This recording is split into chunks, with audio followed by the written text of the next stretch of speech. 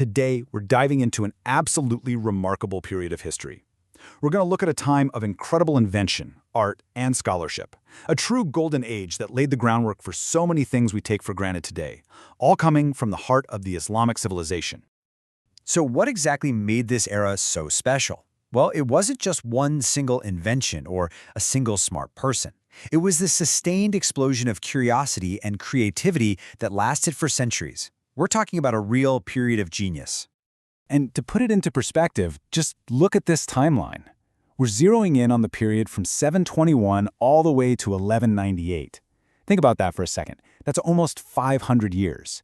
A massive window of time where inventors and scholars weren't just keeping up, they were literally leading the entire world, pushing the boundaries of what was even possible. Now, you know this kind of thing doesn't just happen out of nowhere. An intellectual boom like this needs support. It was really powered by the stability and the vision of some very powerful dynasties. This was an age of empire, and with empire came some incredible innovation. Things really kicked into high gear with the Abbasids, starting around the mid-8th century. They founded the city of Baghdad, and it quickly became one of the most important places on the planet. It was this bustling, vibrant center for science, art, and education. It was the place to be. What's so fascinating is how practical all this innovation was. The Abbasids were absolute masters at absorbing technology from other cultures and then making it even better. I mean, take papermaking. They learned it from the Chinese, and it was a total game changer. Suddenly, books were cheaper. Knowledge could spread like wildfire. They also started new industries in silk and sugar, and even figured out how to use wind and tidal power. It just goes to show how focused they were on real-world progress. But all this creative energy wasn't just for industry and tech. Oh no, it poured right into the arts.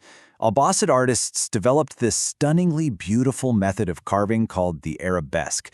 You've probably seen it. These intricate, flowing, almost lace-like patterns.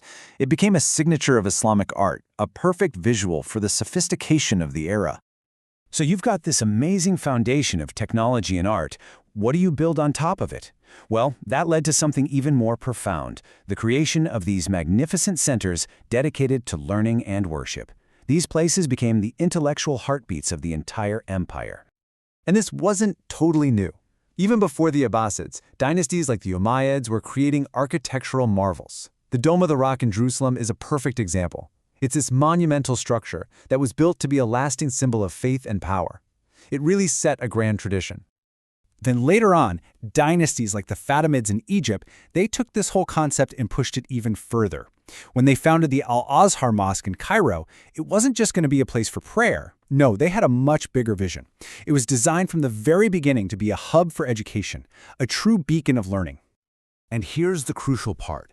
Al-Azhar became one of the world's very first universities. The Fatimids weren't just building pretty buildings, they were creating formal academic organizations to push scientific research and philosophy forward. It was this incredible commitment to knowledge. And what's really unbelievable is that it's still a major, thriving university today. And this educational fire didn't go out with the Fatimids. That legacy was passed right on to the Ayyubids. They took the concept and just scaled it way up, building countless schools or madrasas all across their empire. They essentially created a huge network for knowledge, making sure it was accessible to people far and wide. So, what happens when you create all these powerful centers of learning? Well, it's pretty simple. They start to attract and produce some of the greatest minds of the age. And one city, in particular, became famous for nurturing a whole new kind of scholar.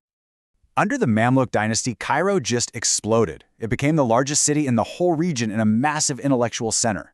But the Mamluks had a special passion. They put a huge value on historical writing, encouraging scholars to record and, more importantly, to analyze the past. And all of that support led to incredible people like Ibn Khaldun. He was drawn to Cairo because of the Mamluk support, and the work he did there? Wow, it was centuries ahead of its time. Today, we consider him one of the founding fathers of modern sociology and historiography, which is basically the study of how we even write history in the first place. It just shows you the caliber of thinker this environment was producing. So when we just take a step back and look at this whole period, what do we actually see?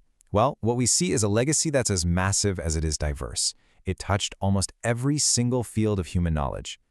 You're talking about everything from new industrial tech and completely new art styles to the very idea of a university and the birth of modern historical analysis. The scholars and inventors of this golden age, they didn't just add to the world's knowledge, they built the very institutions and the frameworks that would preserve and grow that knowledge for generations to come. And that kind of brings us to a final really important thought. The university you might go to, the scientific method we rely on, the way we study our own past, so many threads of our modern world can be traced right back to this incredible explosion of genius. It really makes you think, doesn't it? The echoes of this golden age are all around us, still shaping our world in ways we might not even realize.